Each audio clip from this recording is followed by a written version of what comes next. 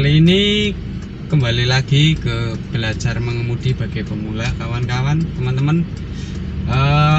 Kita akan berjalan di jalan raya, kemudian kita akan berhenti di tanjakan atau macet-macet di tanjakan gitu ya. Kita belajar mengemudi di jalan raya mulai dari gang terlebih dahulu ya. Kita posisi di tepi jalan raya. Nah, kita akan masuk ke jalan. Kita masuk ke jalan itu jangan sembarangan masuk gitu. Kita tengok kanan, lihat spion kanan, kira-kiranya kita bisa masuk. Kalau enggak. Yang pertama kita lakukan adalah seperti biasa, memasukkan gigi terlebih dahulu, gigi 1. Kita matikan hazard, nyalakan sen kanan, kita masuk ke dalam jalan. Sebentar, ada mobil.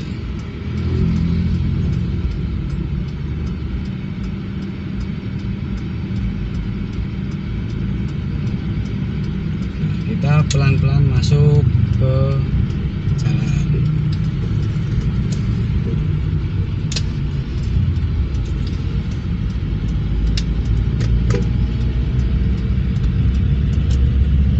Kecepatannya kita tambah, jak pedal kopling, masukkan gigi 2, lepas kopling perlahan, tambahin gas. Kita fokus ke depan sama spion, sering-sering cross check spion. Kita belok ke kiri, injak pedal kopling sambil menginjak rem, kita belok ke kiri, pindah sambil memindah tuas persneling, kita belok kiri, maju perlahan-lahan.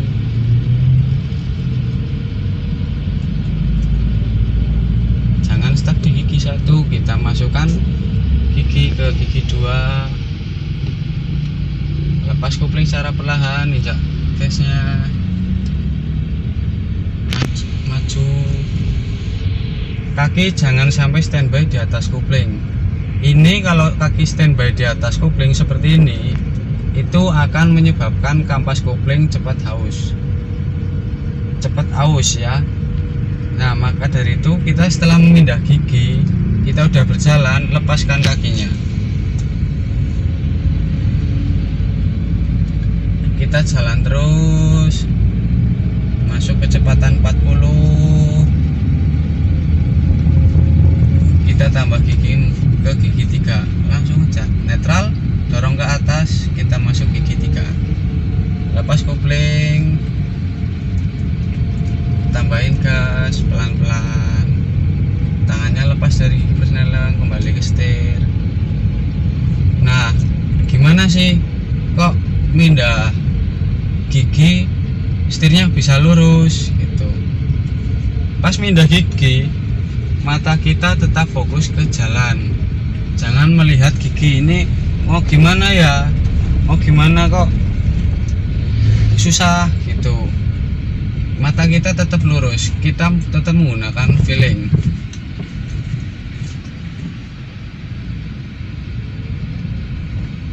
Mata kita tetap lurus, kita menggunakan feeling gitu. Nah, gimana sih kalau bedain masuk 3 atau 5 gitu? Kita masukkan ke 5 ya. Nah, kita pengen masuk ke 3 tapi kita masuk ke 5, itu mobil akan terasa berat ketika dilepas pedal koplingnya. Itu akan berat sekali, suara mesinnya itu jadi berat atau bahkan getar. Itu kalau kita salah memasukkan gigi.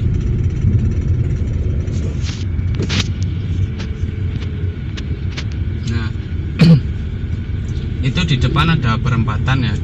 Depan ada perempatan, kita akan belok ke kanan. Kita sen kanan, masuk perempatan, kita injak kopling, rem perlahan, turunkan giginya, masuk perempatan pelan-pelan. Kita tengok kanan, tengok kiri, masuk jalan seperti ini. Kita santai aja, nggak usah panik, tetap tenang. masukkan gigi 2, lepas koplingnya perlahan, tambahin gas perlahan, lepas kopling full. Kita fokus ke depan matanya sambil sering-sering cross check spion kanan, spion kiri, kita sambil lihat, maju ke depan pelan-pelan saja, karena ini buat pemula ya, kita nggak usah kenceng-kenceng. Ada objek di jalan gitu, takut nabrak, klakson aja. Nah, gitu. Terus itu ada perempatan lagi di depan, kita akan belok ke kiri.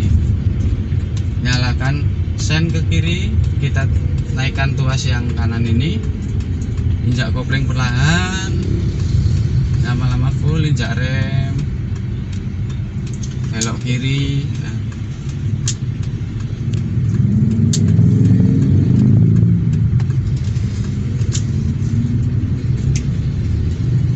kita maju, tambahkan gigi 2.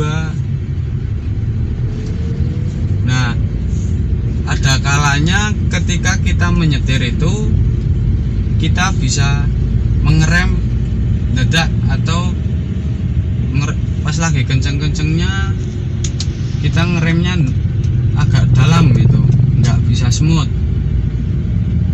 Itu kita jangan nginjek kopling dulu baru ngerem, tapi kita nginjek rem dulu baru kopling gitu. Kenapa seperti itu?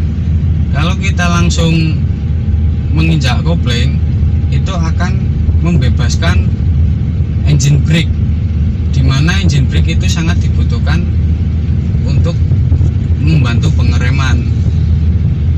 Nah, untuk masalah engine brake kalian bisa searching sendiri ya. Saya sedikit kasih pengertian untuk engine brake itu, putaran mesin terhambat karena adanya beban di kendaraan, itu engine brake. Tanpa kita menginjak gas, itu engine brake.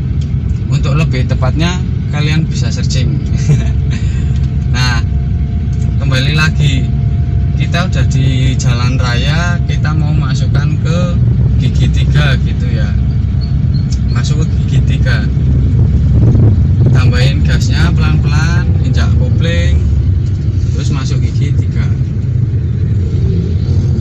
lepas kopling perlahan, full, udah jalan, lepas.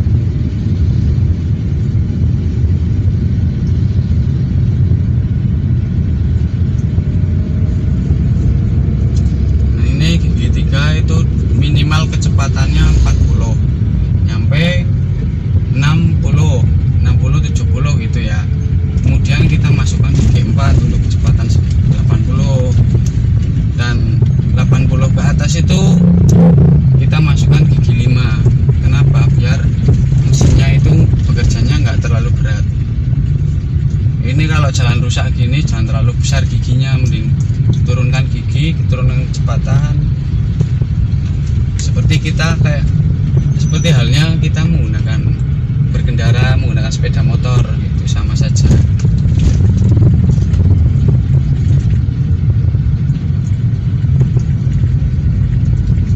Naik terus. Ini lumayan padat ya, karena waktunya itu udah waktu padat. Ini kita santai aja, nggak usah panik lewat jalan yang padat seperti ini. Kita tetap fokus depan. Itu ada mobil besar, kita mengalah, agak belokan ke kiri sedikit, tapi jangan sampai turun dari aspal. Kalau mengharuskan kita turun atau mengalah, kita harus mengalah dan turun aspal, kita turun aspal. Tapi kalau tidak, usahakan jangan turun aspal. Nah, bagaimana untuk menyesuaikan feelingnya kanan dan feeling kiri, ujung kanan dan ujung kiri itu bagaimana? Kita anggap kaki kita itu sebagai tumpuan. Itu bukan tumpuan, apa ya? Patokan. Kalau kita melihat kiri secara lurus, lutut kita sampai sana itu menandakan untuk yang bagian sebelah kiri, dan lutut kanan kita untuk mempatokkan sebagai yang ujung kanan, itu lutut kanan. Atau bisa jadi ujung dashboard ini kan ada lakukan dashboard ini bisa juga untuk patokan kita melihat jalan.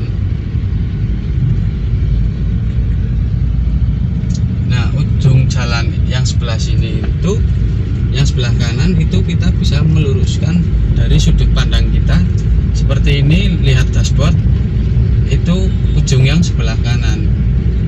Nah, kalau yang sebelah kiri sama, kita tinggal matanya lihat ke kiri. Di ujung dashboard ini itu adalah bodi kita yang sebelah kiri.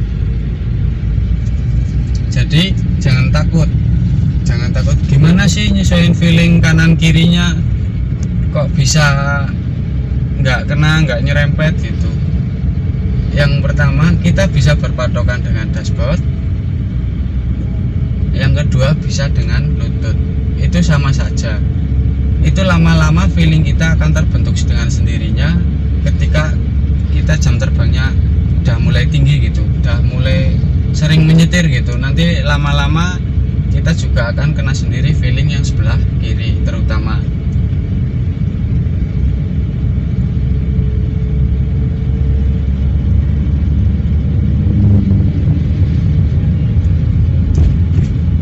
Kita masuk gigi 3 ya.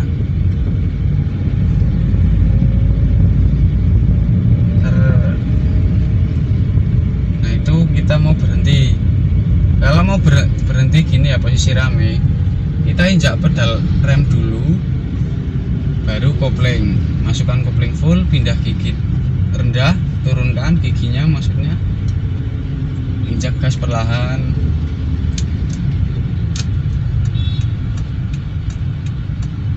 Nah tuh, ada mobil di sebelah kiri.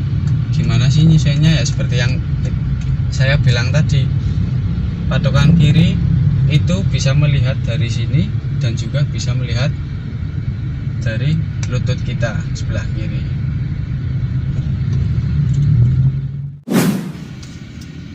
Teman-teman, kali ini kita sudah berada di medan yang menanjak ya, atau jalan yang menanjak. Itu di depan terlihat ada sebuah tanjakan, dimana kita kali ini akan sedikit menjelaskan tentang bagaimana cara berhenti di tanjakan dan tidak mundur itu bagaimana. Di setiap kondisi jalan itu kan pasti beda-beda di Indonesia, apalagi banyak jalan yang menanjak, lika-liku, dan juga kepadatan kendaraan yang banyak di Indonesia itu, atau yang kita sebut dengan istilah macet. Bagaimana sih macet di tanjakan? Mari kita simak. Seperti biasa, kita jalan sambil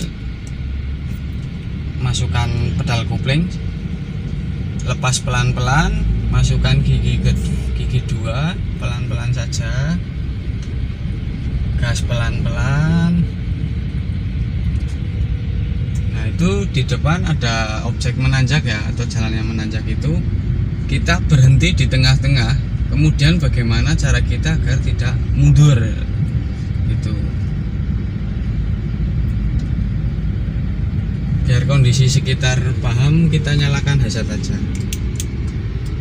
Nah, ini jalannya menanjak ya. Kita berhenti di tengah-tengah.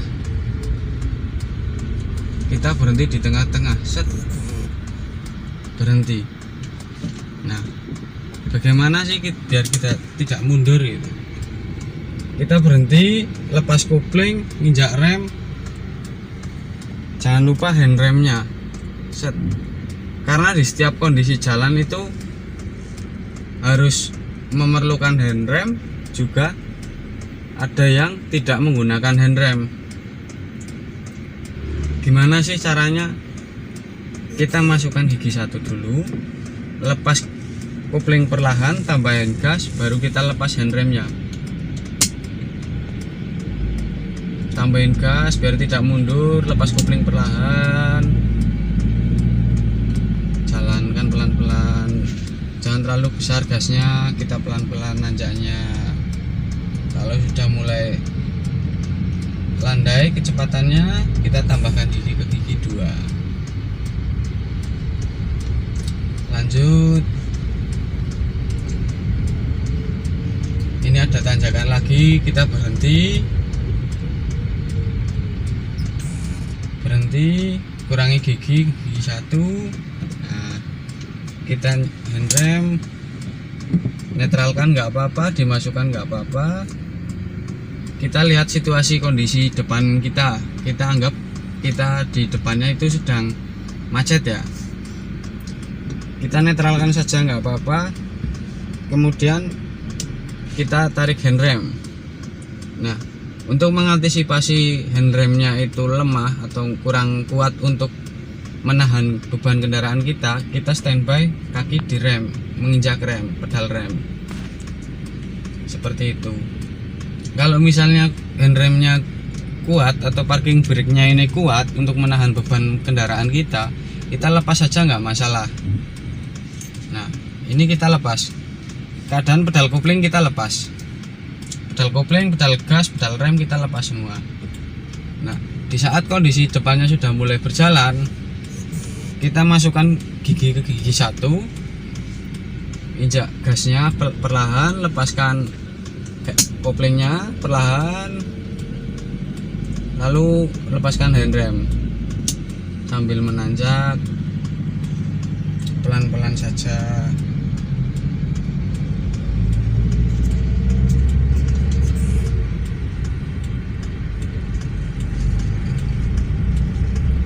Biar tidak mundur. Di situ ada objek jalan yang agak menanjak lagi, kita akan belajar tanpa menggunakan rem juga, tanpa menggunakan handrem ya, dengan menggunakan setengah kopling. Artinya itu gimana ya, kita anggap saja di depan tuh padat merayap, kadangkala harus berhenti, kadangkala harus berjalan tapi namun perlahan. Ini di depan ada objek yang menanjak ya, jalan yang menanjak, kita anggap sedang bermacet-macetan tapi padat merayap gitu ya. Nah, kita masukkan gigi ke yang kira-kiranya kuat atau powernya lebih tinggi. Ini kita menggunakan setengah kopling ya guys ya teman-teman, kita menggunakan setengah kopling, kita injak rem, terus di depannya objek berjalan gitu, anggap saja ada kendaraan yang berjalan, kita lepas pedal kopling itu setengah, kira-kira kita bisa merasakan kendaraan kita sampai bergetar sedikit, baru habis itu kita lepaskan rem, kemudian tambahkan gas secara perlahan, baru lepas koplingnya secara perlahan. Itu untuk supaya tidak mundur kendaraan kita, agar tidak mundur di saat kita berjalan sedang macet-macetan, seperti itu.